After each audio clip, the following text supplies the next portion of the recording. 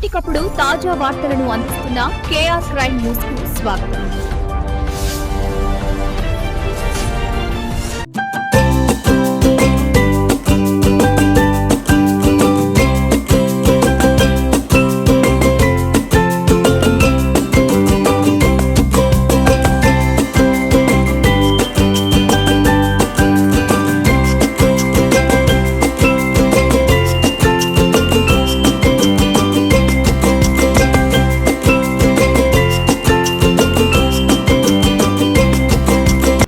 ఈ క్షేత్రానికి శివరాత్రి రోజున వనదుర్గ అమ్మవారి దగ్గరకు వేలాది మంది భక్తులు ఎందుకు వెళ్తారో తెలుసా?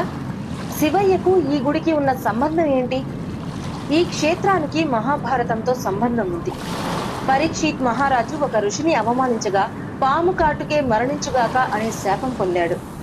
అలాగే ఆ రాజు పాము కాటుతో మరణించాడు.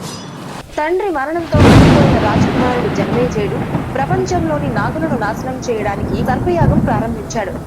ఆకాశం నుంచి పాములు అగ్నిలో పడిపోతుంటే సృష్టి సమతుల్యం కూలిపోతుంది. అప్పుడు దేవతలు పరమశివుణ్ణి ప్రార్థించారు. అప్పుడు శివుని తలపై ఉన్న గంగాదేవి మంజీరా నదిగా మారి 7 ప్రవాహాలుగా విడిపోయి యజ్ఞాగ్నిని ఆర్పివేసింది. అందుకే ఈ ప్రదేశం పేరు ఏడుపాయలుగా ప్రసిద్ధి చెందింది.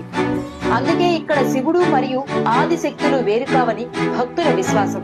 ఆ పవిత్ర ప్రకృతి మధ్య వెలసింది వనదుర్గా భవాని అమ్మవారు.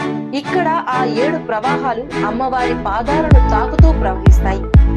ఈ క్షేత్ర దర్శనం పాప విమోచనం, దైవానుభవం అని భక్తులు నమ్ముతారు. అమ్మవారిని దర్శిస్తే శివుని కృప కూడా లభిస్తుందని, శివశక్తులు ఒక్కటేనని భక్తుల విశ్వాసం.